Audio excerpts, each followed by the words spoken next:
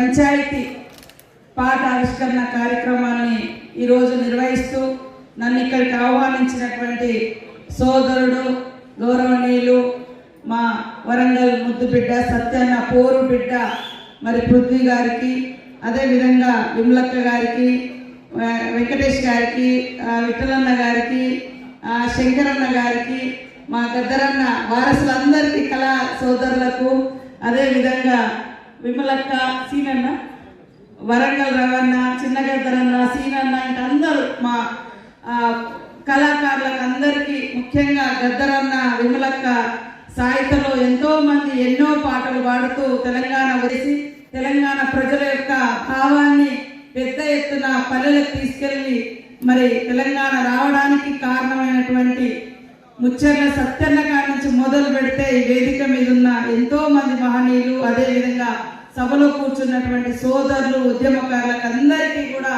పేరు పేరున తెలంగాణ ఉద్యమాభివందనలు తెలియజేస్తా ఉన్నాను. ఈరోజు వాస్తవానికి అంటే ఎంత గొప్ప విజన్ ఉన్నటువంటి నాయకుడు అనేది సత్యన్న గారి బుక్ చూసిన తర్వాత మాకు అర్థమైంది. నాకు కూడా అంటే సత్యన్న పేరు విన్నాము, ఆయన మాజీ మంత్రిగా మంచి పేరున్న వ్యక్తిగా, కానీ తెలంగాణ కోసం ఇంత ఉద్యమాన్ని చేసిండో ఆనాడే ఆయన ఆవేదనను, ఆలోచనను, ఆశయాన్ని ఏ రకంగా కథల రూపంలో, కవితల రూపంలో, పాటల రూపంలో ప్రజల్లోకి తీసుకెళ్లి తెలంగాణ భావాన్ని ఏ రకంగా వ్యాపింపచేసింది అనేది మొన్న పృథ్వీ అన్న బుక్ ఇచ్చిన తర్వాత నాకు అర్థమైంది.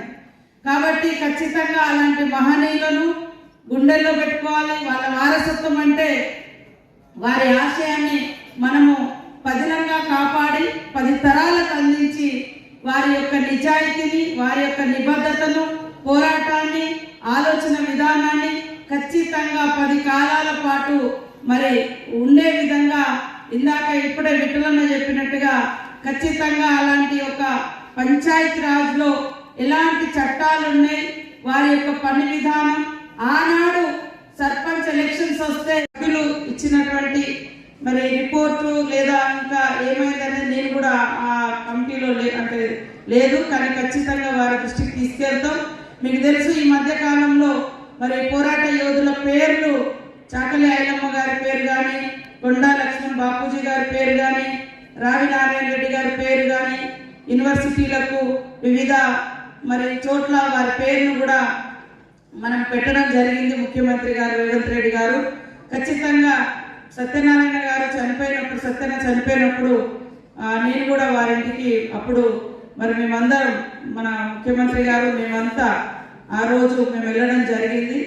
కానీ వారికి ఈ యొక్క చరిత్ర, ఈ పూర్తి వివరాలు నేను కూడా ఖచ్చితంగా తీసుకొని వారి దృష్టిలో పెట్టడం జరుగుతుంది.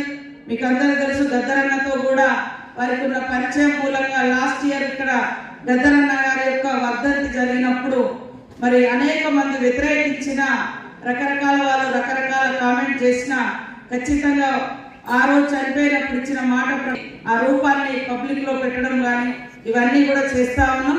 ఖచ్చితంగా మీరందరూ ఇచ్చేటువంటి సజెషన్స్ చాలా వివరంగా మీరు మాట్లాడారు. మీలో చెప్పండి, మీరు పడ్డ అంటే ఆయన సత్యనతో ఉన్నటువంటి అనుబంధం కూడా మీరు వ్యక్తం చేయడం జరిగింది. కొంచెం నాకు పరిచయం డైరెక్ట్గా లేకున్నా వారి ఆశయాలతోటి, వారి ఆలోచనతోటి, వారి విధానాలతోటి, వారి ధిక్కార స్వరం వెలుగులో మేము కూడా తెలియకుండానే ఆయన బాటలో నడిచినటువంటి వాళ్ళంగా, మా ఓరుగల్లు పోరు బిడ్డగా, మా అందరికీ ఆదర్శవంతమైనటువంటి నేతగా, తెలంగాణ కోసం వారి జీవితాన్ని త్యాగం చేసినటువంటి మహనీయుడిగా, ఖచ్చితంగా వారికి దక్కాల్సినటువంటి గుర్తింపు వారి యొక్క జీవిత చరిత్ర పుటలలో ఉండే విధంగా నా వంతుగా నేను తప్పకుండా కృషి చేసి ముఖ్యమంత్రి గారి దృష్టికి తీసుకెళ్ళి మరి రాష్ట్ర వ్యాప్తంగా కూడా ఒక మంచి గుర్తింపు ఉండే విధంగా సత్యన్నకు, ఆయన పోరాటానికి, ఆయన మాటలకు, ఆయన కవితలకు, ఆయన యొక్క ఆశయానికి గుర్తింపు ఉండే విధంగా కృషి చేస్తానని తెలియజేస్తూ, అదేవిధంగా మీ మాటల ద్వారా అందించారు. తప్పకుండా మీతో మరొకసారి నేను కూర్చొని పంచాయతీరాజ్ శాఖ ద్వారా ఇంకా ఎలా బాగా చేయగలుగుతాం అనేది మీ యొక్క ఆలోచన కూడా నేను తీసుకుంటా తెలియజేస్తా ఉన్నాను. మీకు అందరికి ఒకటే, ఇప్పుడు మన ముచ్చర్ల సత్యన్న గారి పాట వింటే ఈ రోజు 2 ఇయర్స్ నుంచి దాదాపు 18 నెలల నుంచి గ్రామాలలో సర్పంచ్ లేదు. ఎందుకంటే మనకు 42% బీసీ రిజర్వేషన్, దానికోసం ఎలక్షన్స్ లేవు. నేను కూడా చాలా ప్లాన్ చేసుకుని యాక్టివ్ ఉన్న ఒక సర్పంచ్ కు లేదా ఒక గ్రామంలో నుంచి వచ్చిన ఒక నాయకుడికి ఉన్నంత కమిట్మెంట్, ఆ ఫీలింగ్, ఆ భావన ఏ అధికారికి ఎవరికో కొంతమందికి ఉంటుంది. సో ఆ గ్యాప్ అనేది, ఆ ల్యాబ్స్ అనేది కనబడుతుంది.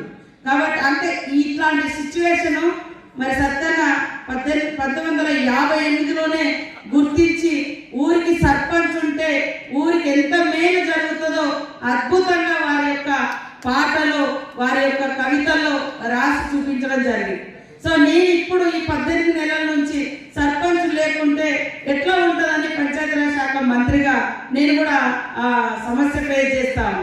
చాలా చేయాలనుకుంటాం, కానీ చేయాలి అనే ఆతృత నాకు ఇక్కడ పైన కాదు, కింద ఇంప్లిమెంటేషన్ చేసేటువంటి యంత్రాంగము లేదా ఆ మనసున్న మహారాజులు ఎవరైనా ఉన్నారంటే ప్రజలతో ఎన్నుకోబడ్డటువంటి వాళ్లకు ఆ కమిట్మెంట్ ఉన్నటువంటి వాళ్ళు రావాలి రాజకీయాల్లోకి. ఖచ్చితంగా అది పరిష్కారం అవుతుంది.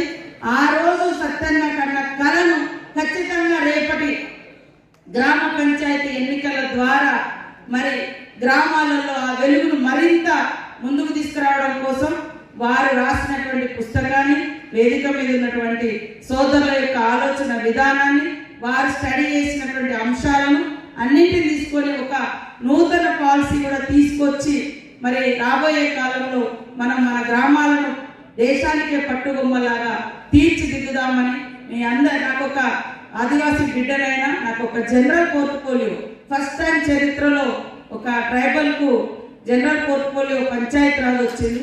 అందులో కోయ సమాజం నుంచి ఈ 75 సంవత్సరాల రాజ్యాంగం పుట్టిన కాంచి, ఎలక్షన్ విధానం వచ్చిన కాంచి కోయ సమాజం నుంచి, సమ్మక్క సారక్క జాతి నుంచి ఎవరికీ మంత్రి రాలి. ఫస్ట్ టైం నాకు వచ్చింది అవకాశం. సేమ్ టైం జనరల్ పోర్ట్ఫోలియో మా అధినాయకత్వం నుంచి ఇక్కడ నాయకత్వం వరకు అందించడం జరిగింది. మీ అందరి యొక్క సహాయ సహకారాలు, సలహాలు తీసుకొని మాలాంటి వాళ్ళని కూడా మీరు ఖచ్చితంగా మీ ఆడబిడ్డలాగా తప్పొప్పులున్నా వాటిని సర్దిద్దుతూ మంచి సూచనలు, సలహాలు ఇస్తే తప్పకుండా తీసుకొని సమున్నతంగా గ్రామాలను తీర్చిదిద్దుదామని, తద్వారా ముచ్చర్ల సత్యన్న గారి యొక్క గ్రామ స్వరాజ్యాన్ని నిర్మిద్దామని ఈ సందర్భంగా తెలియజేస్తూ అందరికీ నమస్కారాలు. జోహార్ ముచ్చర్ల సత్యన్న, జోహార్ ముచ్చర్ల సత్యన్న, జోహార్ ముచ్చర్ల సత్యన్న. ఖచ్చితంగా నేను కూడా మా ఊరికి వెళ్ళి మా గ్రామంలోకి వెళ్ళి సేవ చేస్తానని వచ్చి సేవలు అందించడే కాకుండా వాళ్ళ నాన్నగారి పేరు మీద గ్రామ పంచాయతీని పెద్ద భవనాన్ని ఏర్పాటు చేసి అందరికి ఆదర్శంగా ఇచ్చారు. వారికి చిరు సత్కారం.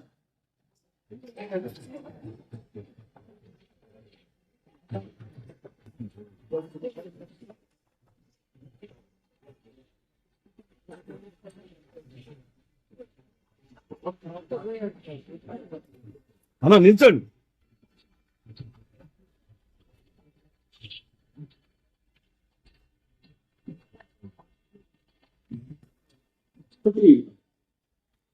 గ్రామ పంచాయతీలకు పంపి ఆహార పథకంలో చోటు లేదని గ్రహించి వాళ్ళు కూడా పల్లెవాసులు అని చెప్పి వాళ్ళ తరఫున పోరాటం చేసి వాళ్ళందరికీ ఉపాధి హామీ పథకాన్ని మళ్ళీ ప్రభుత్వంచే వచ్చేలా తీసుకొచ్చి కొట్లాడిన వ్యక్తి, వారి మిత్రులతో కలిసి వారి గ్రామాన్ని ఆదర్శవంతమైన గ్రామంగా అద్భుతంగా తీర్చిదిద్దిన వ్యక్తి శంకర్ గారు. వారికి సందర్భంగా ధన్యవాదాలు. ఇంకా గ్రామ పంచాయతీలో ఉంటే ఆయన సర్పంచ్ అయిన తర్వాత అది ₹1,00,000 చేరుకునే స్థాయికి కష్టపడ్డాడు.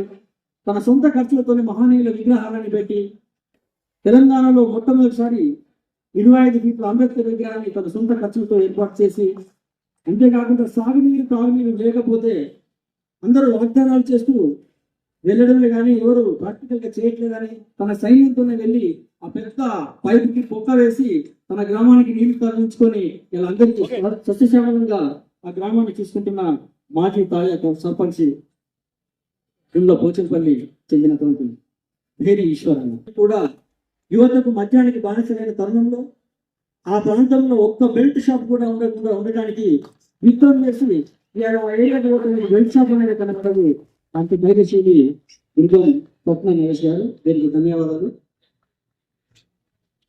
అదేవిధంగా ఆదిలాబాద్ జిల్లా మారుమూల ప్రాంతంలో ఒక వెనుకబడిన బంజారా ప్రాంతంలో పీర్లతండ లింగపూర్ గ్రామం పీర్లతండ లింగపూర్ గ్రామం కొమరంభీం ఆసిఫాబాద్ జిల్లా. ఈ ఊర్లో చదువుకునే వాళ్ళు అయ్యేటట్టుగా అంటే 10% కూడా లేని ఒక అక్షర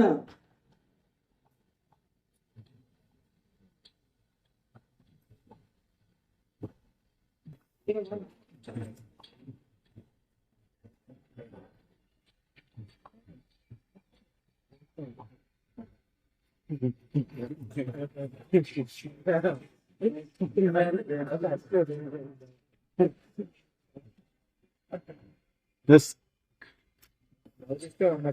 అతి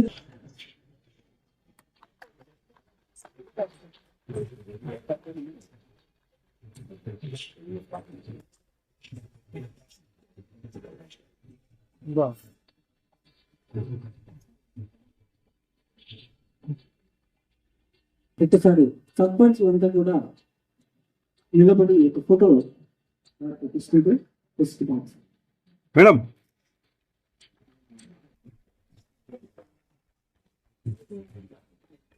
తర్వాత సీతక్క గారు కూడా ఈరోజు మనం పదవి కాలం ఈ రోజుతో ముగుస్తుంది. ఇక్కడ నుంచి ప్రజల కోసమే పోరాడే ఆ యోధుడికి సీతక్క గారు కూడా సత్కరించారు. వారికి ధన్యవాదాలు. కొద్దిగా సైడ్ ఇట్లా కొద్దిగా